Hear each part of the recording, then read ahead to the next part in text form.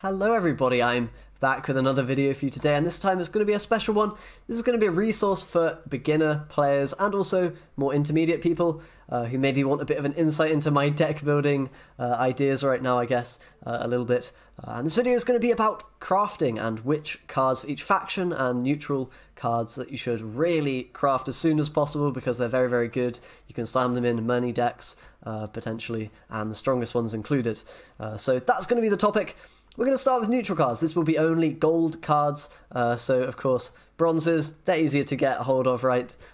Golds, this is going to be your tier list kind of for cards that you should really strive for. I'm going to, of course, talk about, epics and legendaries, so you can get an idea of which is going to be easier to get first, which are the most important and all that. So let's just jump right into it. The probably easiest and one of the best cards to get right now is Enraged Ifrit. This card can be played in pretty much any deck. It is, pretty simple. 4 for 4, effectively an 8-point card for 9, which isn't too bad, and you're able to deal 4 damage, which can remove, enemy cards that want to stay on the board and get value the longer they are there. So just a solid card that fits in a lot of decks. Many controlling decks that like to destroy the opponent's cards are running Ifrit, as well as other tools, even at the very top tier. So this card is played, it is quite a cheap one, it's an epic card of course, and you can slam it in any starting deck and it won't be bad at all. Quite the contrary, it'll be a very decent one that gets you a lot of points over your games. Okay, next up we have Gregoire. This one's a little bit more situational, but he's still a very, very solid card. He is a 4 strength guy, he deals 1 damage to an enemy, and if you destroy that enemy with that damage, then you get 6 strength on him added and a boost. So he's effectively 11 points if you're able to damage a 1 strength unit for 9 provisions, which compared to the previous one, 8 for 9, 11 for 9 is obviously a lot better. I mean, it's 3 points more, which is a big deal in Gwent, if you weren't already aware. So Gregoire's very good. He's a bit more conditional. You need to get a 1 strength unit somehow. Either the opponent has to play one or you need to damage their units or whatever. But at the top tier, Gregoire is basically an auto-include card in very many decks at the moment. The amount of points he generates is just kind of really crazy. That might change in the future, but right now you can throw him in a lot of decks. Maybe stay away from him if you're very, very new, as he might be hard to get the hang of, and, even players like myself end up having him not work in some games, not get his proper effect off sometimes. So if you're worried about that, then stay away from him. Otherwise, very, very strong card, even in top decks, and a pretty easy to craft neutral as well. Lastly, for the epic neutrals, we have Ogvist. This is another card that you can just throw into pretty much any deck. Obviously, it's not going to be quite as good in some compared to others, and at the very, top of the ladder, Ogvist isn't run in that many decks, but it's still quite a popular card. If you ever want a card that just closes the game out, finishes off your opponent's board pretty nicely, does a big 1 damage AoE effect to all of their units, Ogvist is the card for you. It's a 5-point card, so it's a little bit vulnerable to being removed by the opponent's damaging effects, but when it works, it's just game winning a lot of the time. And if the opponent doesn't expect it, they might not be able to destroy it or lock it or whatever. So Ogvist is a very solid one. If you're struggling for gold cards to kind of slot into your deck, then definitely try Ogvist. It can work in almost any deck, honestly. Very, very solid, long round value card. Okay, now we have legendaries for the neutral slot, and the first is Regis Bloodlust. This is basically an upgrade on the aforementioned Ifrit. We've just got a better card basically here. As well as dealing that 4 damage, 8 for 8 card, this guy also banishes the unit that you damage if you destroy it. He does have 2 reach, meaning he can't reach to the back row if you play him on the ranged row, but not really a big downside. Just kind of a little bit better version of Ifrit, and Ifrit's already a very good card that you can play in most decks, should you want to.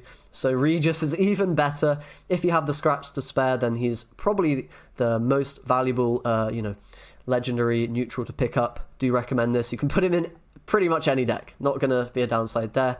Going to be able to get a lot of points from him. Okay, next we have Geralt of Rivia. Just the regular Geralt. This one over here, the normal Witcher, the good guy that we all know and love, and he is, of course, destroying an enemy unit with 8 or more power. This is a really nice kind of tool removal card. You want to use this on enemies that have, obviously high strength. You can shut down decks that are playing big units very easily with this, and you trade up immensely because it's 10 provisions, you get 3 strength, and you remove one of their cards. So very, very powerful in the right matchup. You can probably put this in pretty much all decks. It does require a little bit of thought when it comes to, I guess, knowing what your opponent's going to play. If they're not going to play a big unit, then you don't want Geralt in your hand because he's going to be bad. So a little bit trickier to use than some of the other cards. If you're worried about him not getting those points from destroying an enemy unit and just being a kind of dead 3-point card, then, maybe stay away from Geralt. But this is a card that's going to serve you well if you craft him. He'll be able to be put in decks, and he'll pay off in a lot of those decks a lot of the time, and just very good overall. Okay, next up we have Count Caldwell. I've got this in the legendary category. It is technically an epic card, but since it's a Thronebreaker card, I do think it costs more to craft than the other epic cards, that is. Count Caldwell, a bit more of a situational one than Geralt or, Regis is. That's why I've got him later down the list here, but still a very good one. He is played in a lot of the kind of very high-tier decks at the moment, being Bran and Monsters. A lot of those decks are running him, as well as some other ones, like Nilfgaard occasionally plays this, even Northern Realms with some shenanigans. Just a very strong card for neutral that you want in your collection to be able to fill out those top-tier decks. Maybe one to stay away from if you're newer to the game, as he has a pretty big downside. He swaps to the enemy side of the board, of course, if he is, no longer the highest unit, if you don't have the highest unit on your side of the board, I should say. But overall, very powerful card, and one that you can put in a lot of decks, and that is in many, many top decks. And last but not least of the kind of legendary tier, neutrals, we do have Gimpy Gerwin. Why am I typing in legendary? Jesus, I'm a Dumbo. We have Gimpy Gerwin. He is also an epic, but from Thronebreaker, so I think he costs more scraps again. Maybe you have him from Thronebreaker already or whatever, but either way, very good card, another one. Another neutral you can slam in most, if not all decks. At the moment especially, this is very good to counter a few strategies that people are running. Dryad Fledglings from Water of Broccolon, Riders from the Monster faction, and lots of other things in the meta. Gimpy is just a solid card, and it serves, you well if you have this in your collection. You're able to counter a lot of different kind of strategies that are going to pop up, not just now, but probably in the future. He really shuts down quite a few things, even Kedwenny Revenants for Northern Realms. He can shut down whole game plans, but he can also be sort of a 9 for 8 a lot of the time, which is very good. As you see, we've had 8 for 9 cards, and this is a 9 for 8, so it's even better than that, potentially. Does have the potential of not actually dealing damage to enough copies of units to get that value. He might sometimes be 6 points, only dealing 3 damage instead of 3 damage and another 3 damage, but most of the time this card is pretty good, and you probably want him in a fair amount of your decks. If you have nothing else to throw in, I always just throw Gimpy Gerwin in because he's a pretty good one to include. Alright, now we have faction-specific crafts, so let's jump into Skellige. That can be our first one here, and I'm going to have a few cards, of course, that you want to definitely pick up if you're interested in this faction and you're interested in the top decks for this faction. So with Skellige, kind of the important ones are the discard package with Burner, Bran, Morkvarg, and Coral. Those are all very, very key to a lot of high-tier Skellige decks. And I wouldn't necessarily recommend them when you're starting out because they are very expensive. Coral and Burner are both legendaries. Morkvarg is an epic card, so a little bit less expensive, but you kind of want all these 3 together to really work properly. You can play just Burner, just Morkvarg, just Burner with Skirmishers works. So don't be scared to just get one if you have the scraps for it. But ideally, you'll have all 3 of these kind of discarding cards, and that will allow you to get some power on the board, get some, thinning through your deck, get access to your other good cards. All very, very good at the moment, and pretty much played in all Skellige decks that I can think of, these 3. And then the others that we have are Harold. I think Harold's a very good craft, especially for newer players. If you're not wanting to get all of this stuff, if you don't have the scraps maybe, Harold's a good pickup. He is a very solid card in pretty much any Skellige deck. Not all top decks run it, but that's kind of a bit of a choice, a meta choice on their part. He's definitely a very good card. He's getting you 7 points for 9, with the potential to get even more. He also has a lot of synergies with different types of archetypes within the Skellige faction, things like Self-Wound and Butchers and other cards. Overall, a very good card that I throw in a lot of decks. He also helps you swarm the board. He makes you a little bit protected against the opponent damaging your units. Just overall a very good card and a very easy craft, I think. Ulfodin is also a legendary that can fit in pretty much any Skellige deck. Very low provision cost of 7, damaging an enemy unit by half of its current power. This guy is great as a kind of tool removal option for Skellige. Maybe you don't want to run Geralt because it's a bit risky. Instead, you have the cheaper Ulfodin, which is less risky. Albeit he's sometimes not as powerful, but this guy is definitely worth including in a lot of Skellige decks and a good craft for your, Skellige collection, I think. Okay, those would be my top sort of 5 for Skellige. Let's go for Scoia'tel now. We have quite a few here, again 5, and going to be Ciaran, very useful lock. Scoia'tel is one of the only factions. I guess Scoia'tel and Nilfgaard are the real lock players at the moment. They play typically at least one lock, maybe even more in the top tier decks. So Ciaran is a very good card. It's a well-costed lock. It's cheaper than the other locks in the game in terms of the provision cost. He's also an epic, so it doesn't cost too much to craft. And he has a bit of movement as well attached to him, which can help if you're playing traps or lacerate or other ways that you want to maybe move a unit and get value from him in that way. Just a good all-around card. Also an elf, synergizes with certain elf archetypes that you might want to run, or harmony if you're harmonizing with those elf units that come out and played on the board. Alternatively, you can get Sheldon. Sheldon's probably the best card out of all of these. Just a very, very powerful one. He's very good with Dwarven Agitators, as they can buff him up whenever he receives buffs. He translates that into damage effectively, as well as a buff on his body. So you can buff this guy up to extreme lengths, or just small amounts, and he's going to be worth it in terms of the points you get. Another epic, very easy to craft, but effectively by playing Sheldon, you're also playing, you're also filling out your deck with a few bronzes, those Dwarven Agitators, and maybe other dwarves or whatever, and that is going to allow you to make a pretty considerable, I guess, make your deck considerably stronger just by adding that kind of package in there of cards. So I would definitely recommend Sheldon and Agitators for new players. That's going to be a combination of cards that works pretty well, especially at the high ranks as well. Definitely, everyone's running Sheldon at the moment, so that's great. Circe's another epic that you can play. A little bit riskier than these other two to run. Sometimes you maybe won't get the full effect of her hitting a unit for 2 damage and getting the death blow, which is boost a unit in your hand. But it works in most decks. If you're playing Bruva, you can run this. If you're playing Ithne, you can run this. If you're playing Dana, you can play it. There's pretty much every deck can run this. It might be a little bit risky in some, but it's a good card overall. Not an amazing card, but a good card, I think, and one that you can craft. Truant Boar, similar kind of story. It is an engine, meaning you get more value the longer it stays on the board. Basically, it's a threat that your opponent has to deal with. That might be a bad thing if your deck doesn't have many other threats that need to be removed. Then you maybe don't want to play Truant Boar, but otherwise, it is a very solid card, and you should probably craft it because if you want to play Dana or other decks that want to run sort of these long-term value cards like Truant Boar, movement synergy as well. Pretty cool card overall, and another epic, so pretty cheap, which is nice. Last one is Scoia'tel. This is a big legendary dragon, just an immune unit. Sees play in all, pretty much all Scoia'tel decks at the moment. Overall, just a very, very competent card. Gives you basically a bunch of safe points in that body that is immune, can't be targeted by opponent's stuff. 8 points, and then you can buff it if you have buffs in your hand by clicking this unit and then, using the buffs on them. And it basically locks away your points, keeps them safe, which can be a tricky thing for Scoia'tel sometimes, finding points, especially if they're playing like a removal focus or whatever, and not playing their own proactive points that often.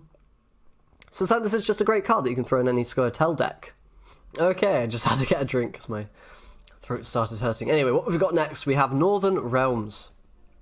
What do we have for these guys? Well, we've got 5 cards again. A bunch of kind of auto-includey, epic cards here. Vess is one of them, very competent removal, and the ability to give Zeal to a unit, which is very powerful if you're running cards that want to do an order effect immediately, which there are a lot of in Northern Realms.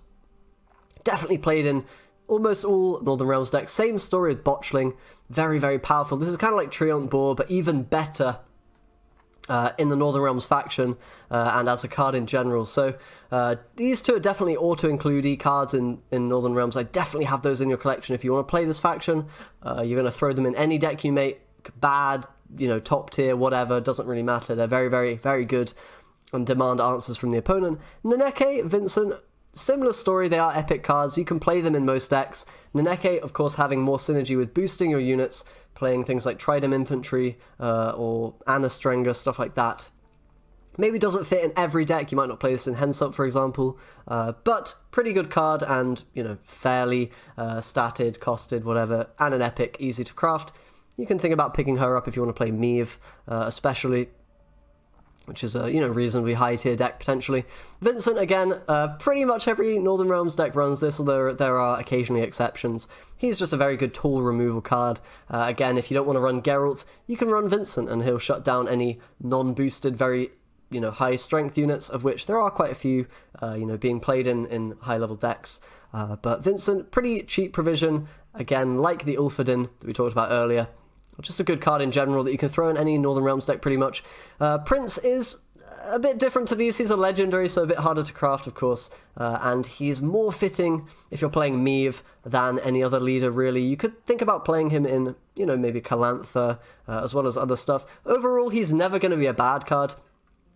Even if you don't have kind of a boost on the board or a shield on the board to synergize with his dueling effect, where he fights another enemy, it's still going to be a pretty good card. So I would say you can craft this. It's not a top priority craft unless you're playing Meve, in which case, okay, maybe you want to craft this guy. Otherwise, just a solid all-around card that you can definitely think about crafting and throwing in a deck, but not completely necessary. That's Northern Realms. We do have Nilfgaard next.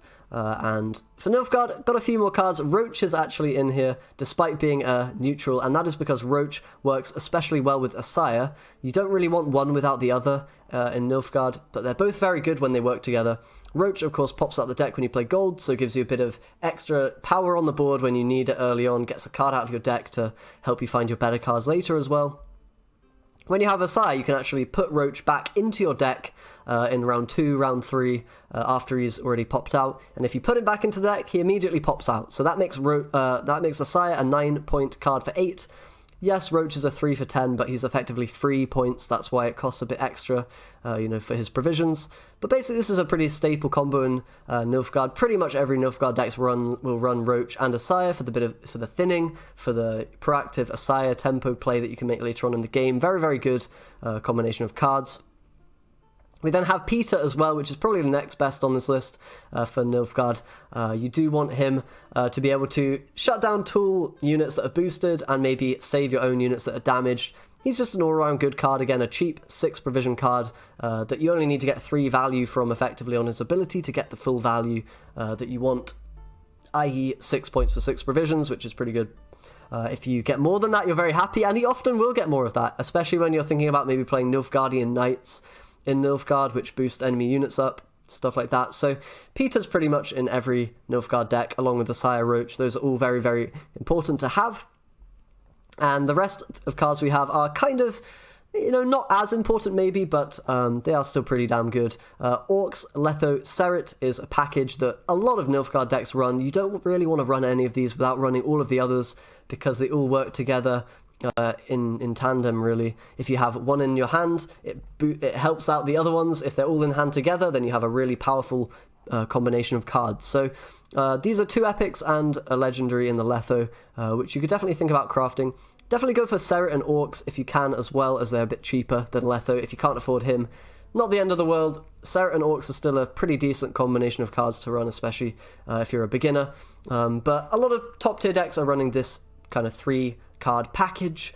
Some of them don't, so that's why they're maybe a little bit less important than Asaya and Peter. You can run other things instead of them, but they're going to give you a lot of control removal, and just really, at the moment, this is kind of the main reason you would play Nilfgaard. These guys and a few other tricks that they have, which I'm not going to talk about here because they don't really involve any gold cards that are particularly good. But anyway, yeah, we've got those. We also have Leo. Leo is kind of the equivalent to, you know, Geralt that we've already talked about. He also can destroy an enemy unit with 8 or more power, and he costs exactly the same, gives you the same amount of points, but he can also destroy an enemy Witcher, so this is basically a better version of Geralt, and if you have the scraps, you should be crafting this guy, and he's significantly better than Geralt, because, you know, in certain matchups they will play a Witcher, and, you know, particularly in Nilfgaard, where they're running the 3-card package that we just talked about, all of those guys are Witchers, so basically, what I'm saying is Leo is a much better version of Geralt, and if you're thinking of ever running Geralt, you would put this in instead. So, Pretty good card for Nilfgaard. Nilfgaard also has ways to buff up the enemy strength to maybe allow you to kill them with Leo more easily. So in most of my Nilfgaard decks, I will throw this guy in because I think he's a very good card. Bit expensive though, so if you want to focus on the other crafts first, you can definitely do that and just maybe play Geralt, as he is a neutral card, and a little bit easier to get hold of and play in every deck, as it were. So yeah, that's Nilfgaard. And then finally we have some monster cards. We have quite a few of them here. Some of them you don't need necessarily, but we'll talk about them here. So the very important cards are Crones, the Wispess, the Brewess, and the Weavess. These are like the Orcs, Seret, and Letho for monsters. They're effectively this package of cards that together, when they're in your deck, they all help each other out and become stronger the more of them you play. So playing 3 of these is definitely a good idea. I wouldn't ever not play 3 unless you're playing like a bit of a weird deck. They just kind of work with everything. You have the Crone. The Brewess Crone can eat things and kind of work with Death Wish pretty well if you're running that, or it can just boost your other Crones up for later on, which do damage, which boost your allies and help out overall. Just very solid cards that provide a bit of utility in the game, and they also get you a lot of points. So really shouldn't be running monsters without these if you can afford it. They are all epic, so should be able to craft them.